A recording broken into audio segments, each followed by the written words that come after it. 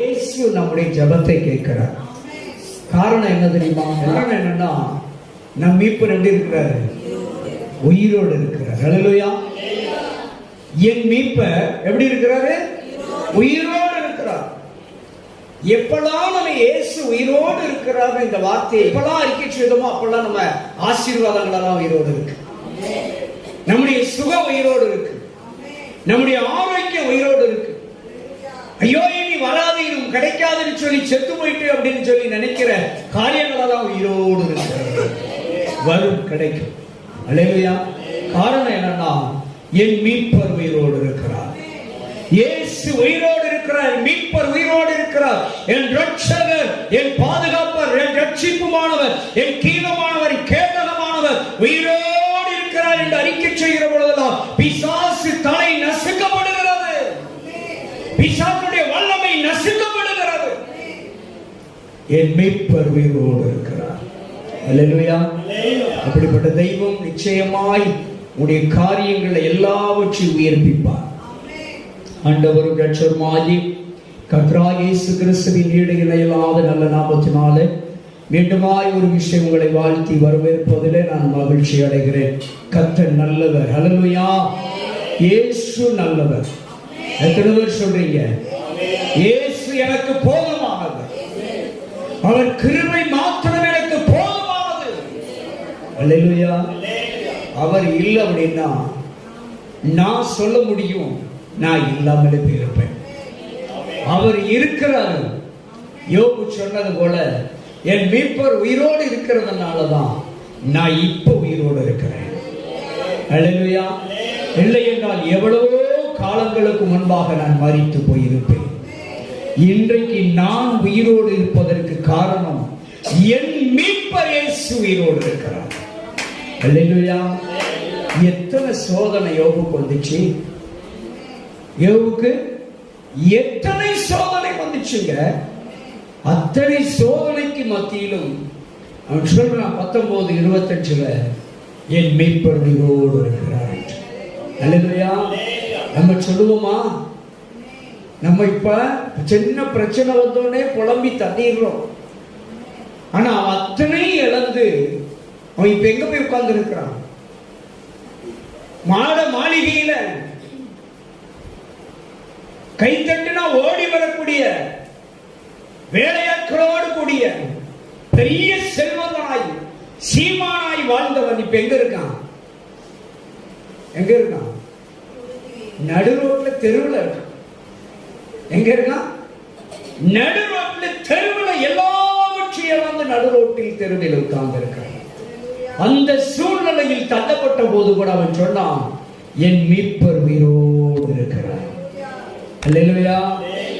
நம்மனா அவன் நிலைமைக்கு வந்திருப்போம்னா நம்ம என்ன சொல்லிடுவோம்? கடவுள் இருக்காரா? கர்த்தர் இருக்கிறாரா? அவருக்கு கண்ணு இருக்கா? அவருக்கு காது இருக்கா?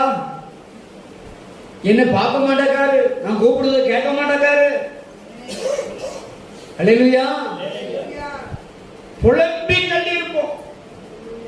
ஆனா அவன் எந்த இடத்திலும் புலம்பவில்லை.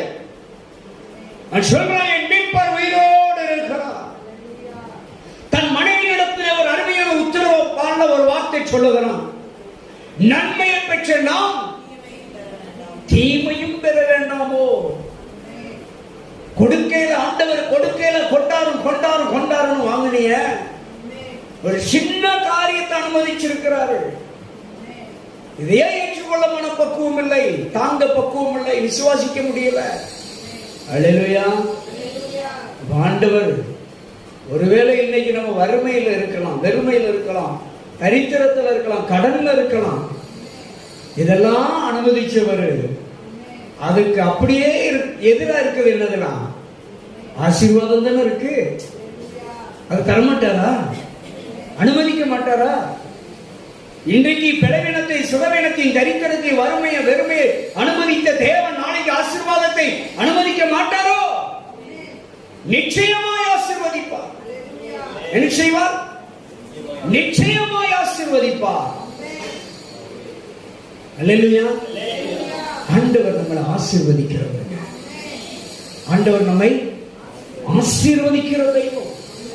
கைவிடவே மாட்டார். கைவிடவே மாட்டார். ஆண்டவர் பெரியவர், பலத்த காரியங்களை செய்கிறவர். அல்லேலூயா. தேவன் நம்மோடு கூட இருக்கிறவர், உயிரோடு இருக்கிறார். இந்த நல்ல வேளையில மீண்டும் நல்ல வார்த்தைக்காய் நாம் கடந்து சொல்வோம்.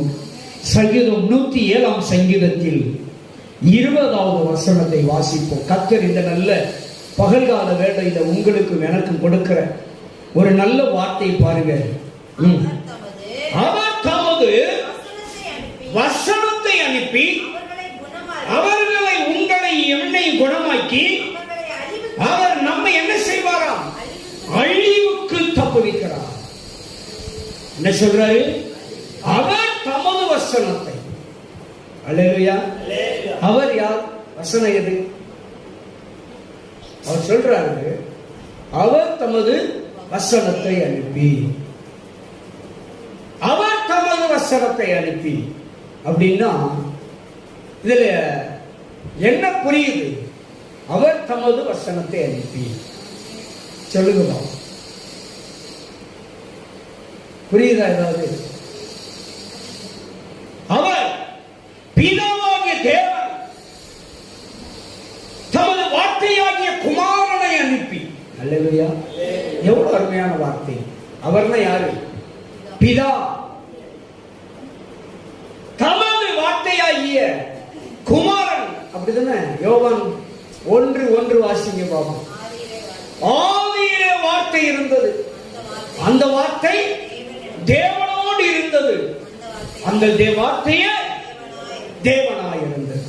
அல்லேலூயா. இப்ப என் வாயிலிருந்து ஒரு வார்த்தை வந்தா, இப்ப என் வாயிலிருந்து ஒரு வார்த்தை வருது, அது யார் சொன்னா யார ஒப்பிடுவீங்க?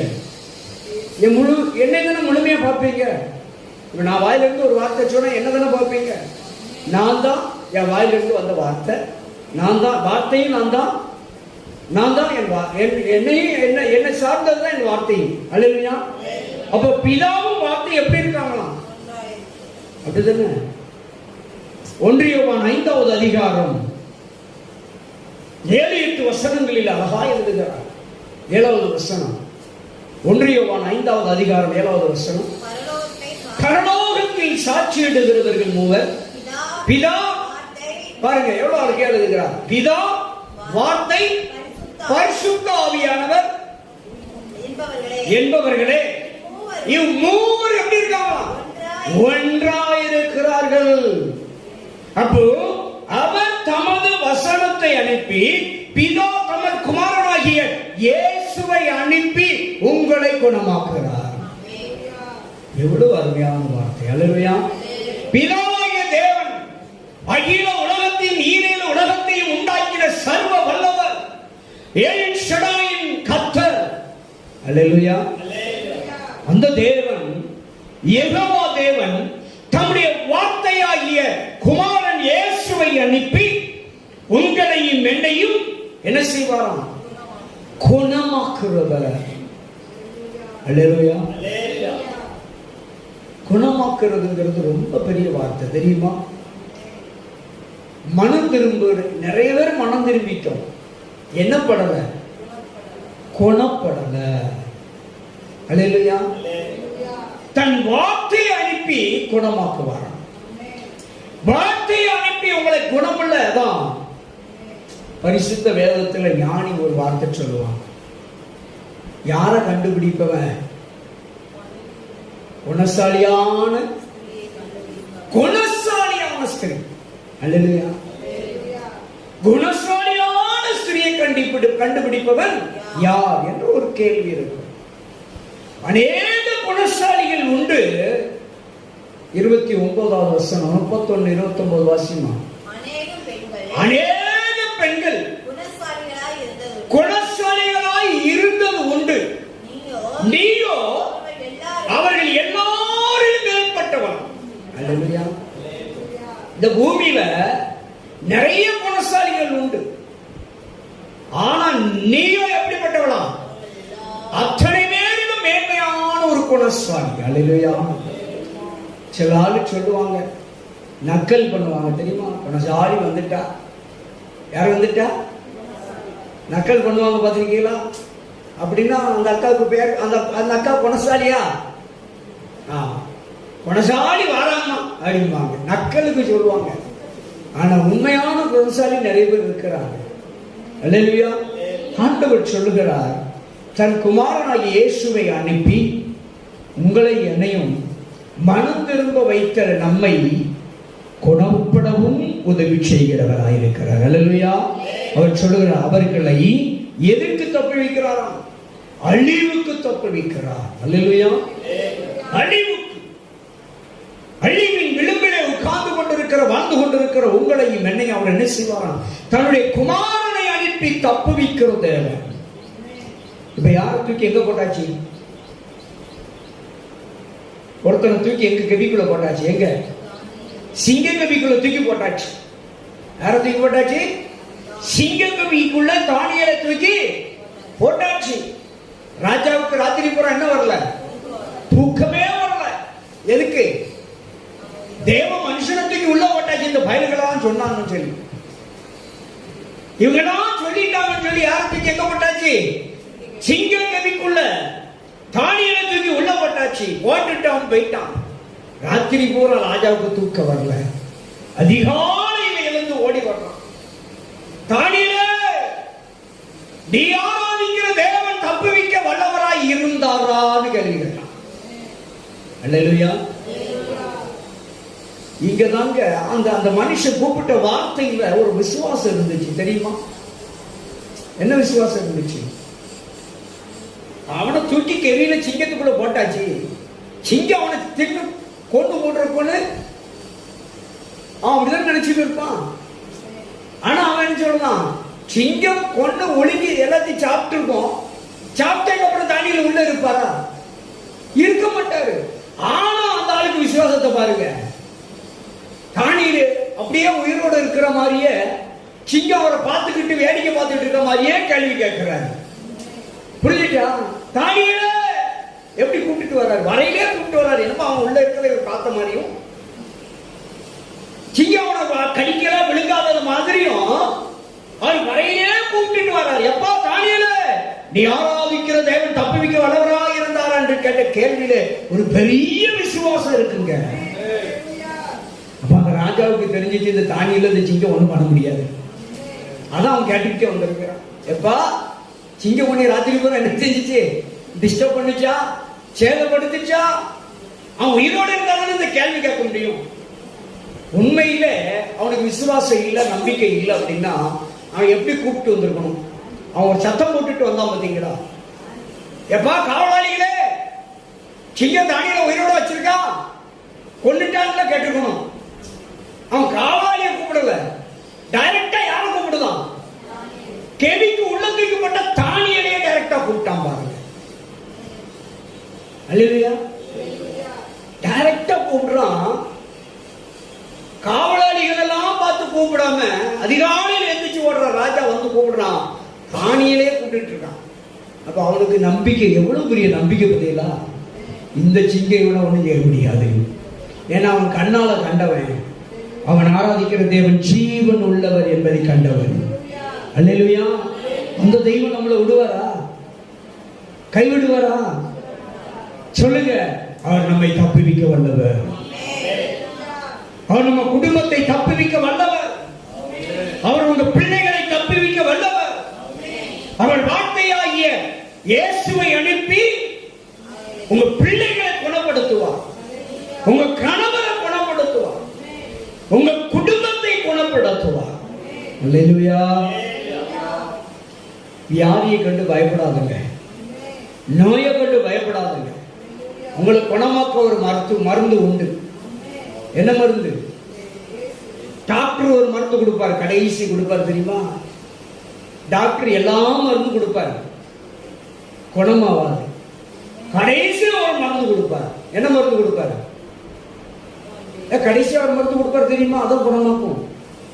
என்ன பண்ணுவோம்? என்ன கொடுப்பாரு? இனி உன்னை கடவுள் தான்டா காப்பாற்றணும். எம்மா உன் பிள்ளை இனிமே யார் தான் காப்பாற்றணும்? உன் பிள்ளைய புருஷனை கடவுள் தான் காப்பாற்றணும்னு ஒரு மருந்து கொடுப்பார்ல, அந்த மருந்து தான் காப்பாற்றும். அந்த மருந்து தான் வார்த்தை. அதான் அவர் சொன்னார், என் வார்த்தையை அனுப்பி குணமாக்குவேன். அல்லேலூயா.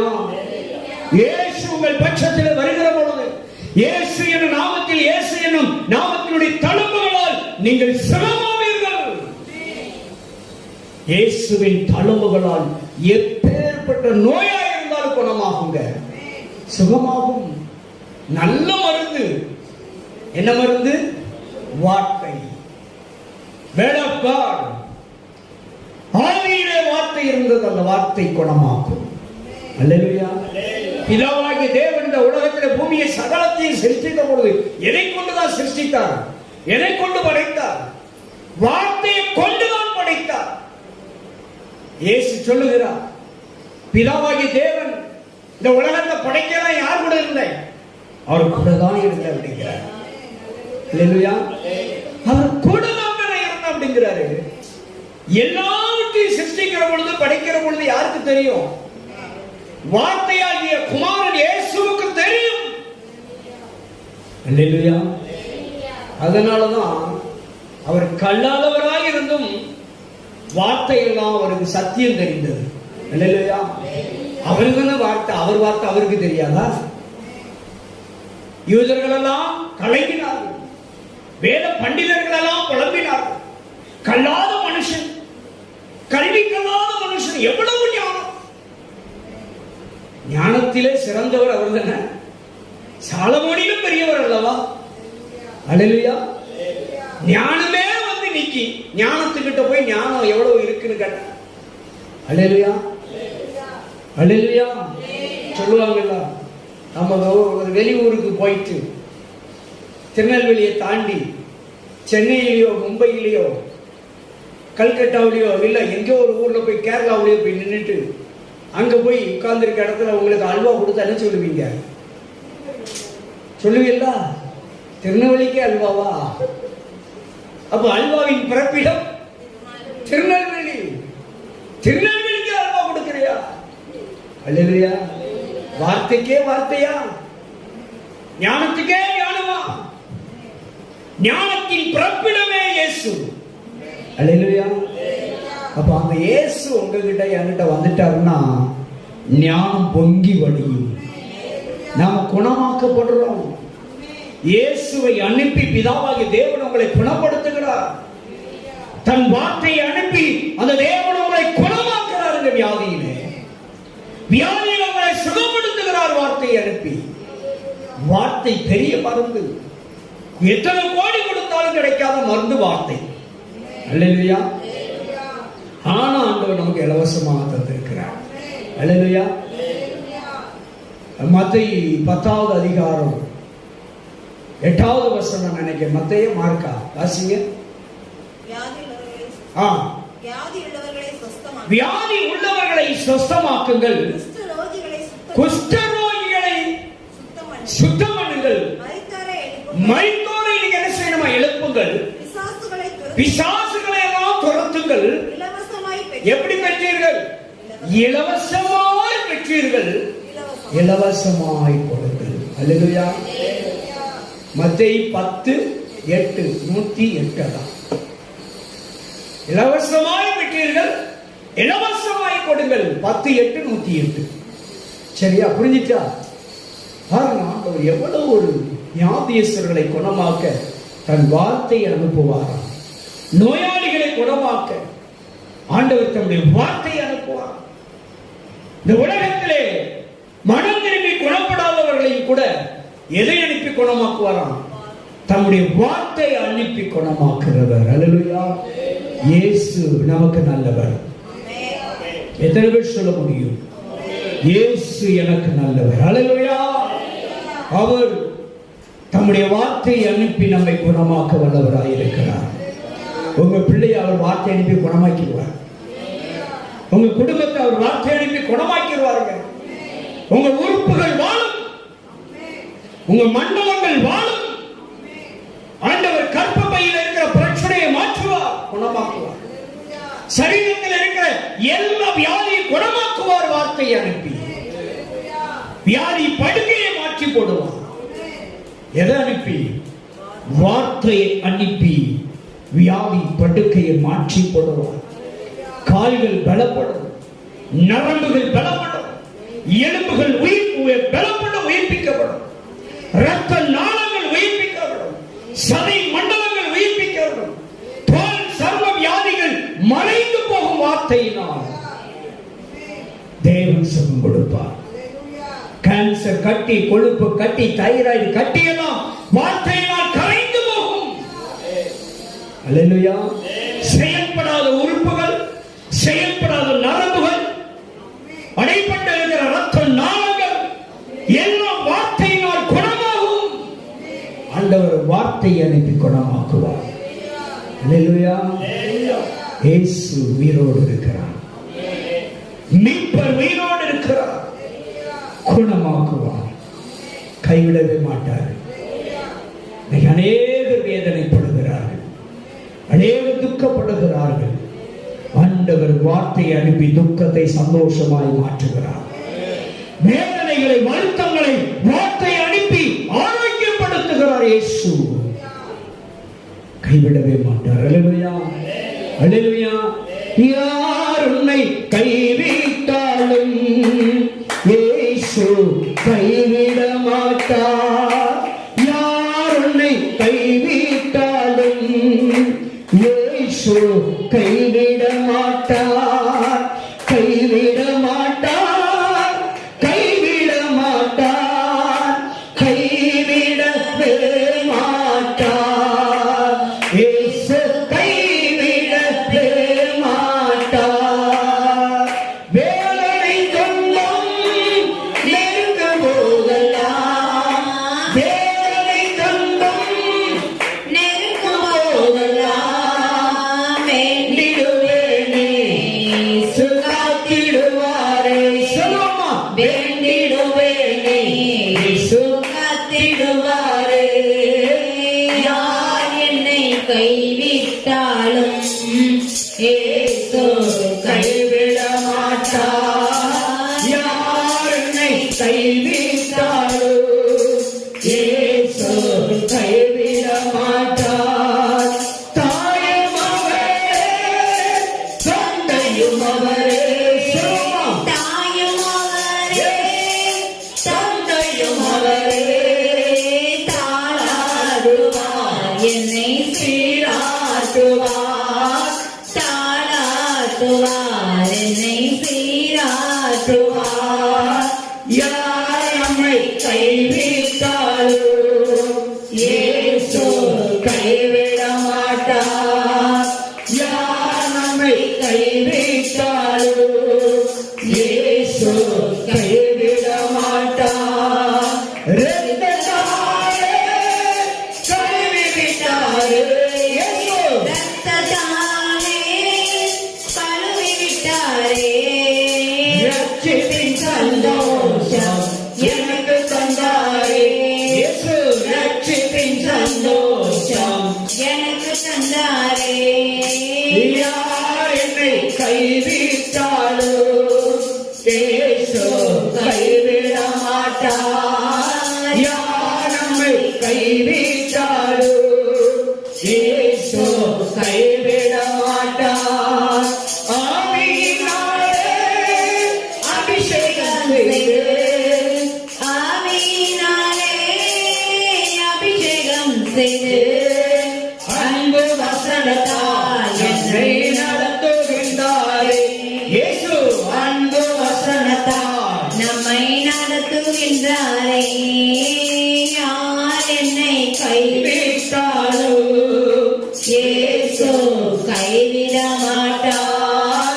யார் என்னை கைவிட்டாலும் இயேசு கைவிட மாட்டார். கைவிட மாட்டார், கைவிட மாட்டார், கைவிடவே மாட்டார். இயேசு கைவிடவே மாட்டார். அல்லேலூயா. எங்க இயேசு கைவிடவே மாட்டார். யார் வேணாலும் இந்த உலகத்துல நம்மளை கைவிட்டலாம். ஒருவேளை இயற்கை நம்மை கைவிட்டலாம், சூழ்நிலைகள் நம்மை கைவிட வைத்துவிடும். உறவுகள், சொந்தங்கள், பந்தங்கள், நண்பர்கள் எல்லாரும் கைவிட்டுடலாம். உயிரோடு இருக்கிற என் மீட்பர் கைவிடவே மாட்டார். உயிரோடு இருக்கிற நம்முடைய மீட்பர் இயேசு கைவிடவே மாட்டார். ஒரு நாள் கைவிட மாட்டாருங்க. ஒருவேளை நினைக்கலாம் கைவிட்டு போல தெரியலாம், ஆனா கைவிட மாட்டார். எத்தனை பேர் நம்புறீங்க? எத்தனை பேர் விசுவாசிக்கிறீங்க? கைவிடவே மாட்டார். அவர் வார்த்தை உங்களை தேடி வரும். அவர் வார்த்தை உங்க குடும்பத்தை தேடி வரும். உங்க பிள்ளைகளை தேடி வரும். உங்க கணவரை தேடி வரும். உங்க மனைவியை தேடி வரும். ஆண்டவர் குணமாக்குவதற்கு வார்த்தை அனுப்புகிறார். உங்க குடும்பத்துல உங்க ஆசீர்வாதத்தை ஆண்டவர் சரி செய்ய போகிறார்.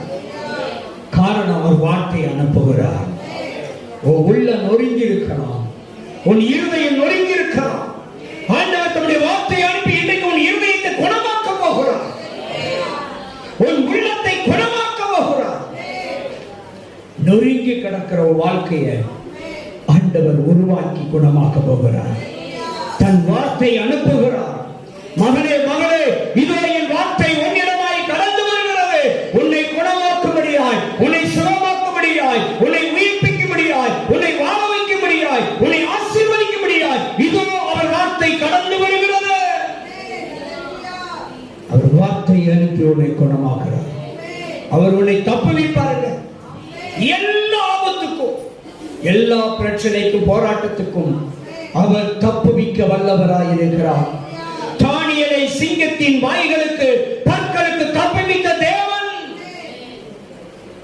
சாத்ராக், மேஷாக், ஆபேத்நேகோ என்ற 3 வாலிபர்களை அக்கினிக்கு தப்புவித்த தேவன் உங்களை தப்புவிக்க வல்லவராய் இருக்கிறார். உங்களை தப்புவிக்க வல்லவராய் இருக்கிறார். ஆமான் என்ற துஷ்ட மனுஷன் ஏற்படுத்தின தூக்கு மரத்துக்கு மொர்தெகாயை தப்புவித்த தேவன் உங்களையும் தப்புவிக்க வல்லவராய் இருக்கிறார். ஹல்லேலூயா! தப்புவிக்க வல்லவர், உங்களை தப்புவிக்க வல்லவர். தானியேலுக்கு எப்படி தப்புவிக்க வல்லவராய் இருந்தாரோ அப்படியே உங்களுக்கும் தப்புவிக்க வல்லவராய் இருக்கிறார். எப்படி சாத்ராக், மேஷாக், ஆபேத்நேகோ என்ற வாலிபருக்கு தப்புவிக்க வல்லவராய் இருந்தாரோ இதோ உங்களுக்கும் தப்புவிக்க வல்லவராய் இருக்கிறார். எப்படி துஷ்ட மனுஷனாய் ஆமான் ஏற்படுத்தின தூக்கு மரத்துக்கு மொர்தெகாயை யூத மக்களையும் தப்புவிக்க வல்லவராய் இருந்ததோ இன்றைக்கு உங்க குடும்பம் முழுவதையும் அவர் தப்புவிக்க வல்லவராய் இருக்கிறார். அல்லேலூயா! ஒருவேளை கிக்கரிக்கிற கோலியாத்தை போல உங்களுக்கு முன்னால பிரச்சனை நிக்கலாம். கோலியாத்துக்கு தப்புவிக்க வல்லவர் உங்க கூட இருக்கிறார். கோலியாத்துக்கு தப்புவிக்க வல்லவர், யுத்தத்தில் வல்லவனாய் பெரியவனாய் என்ற கோலியாத்தை முறியடித்த தேவன் உங்களுக்கு முன்பாக என்ன பிரச்சனை தலைக்கு நின்றாலும் சரி அதை முறியடிக்க வல்லவர் உங்க கூட இருக்கிறார். உங்களை முறியடித்து தப்புவிக்கிறவராய் இருக்கிறார். அல்லேலூயா! கைவிடவே மாட்டார். ஏனென்றால் அவர்களை அழிவுக்கு என்ன செய்கிறவர்? தப்புவிக்கிறவர்.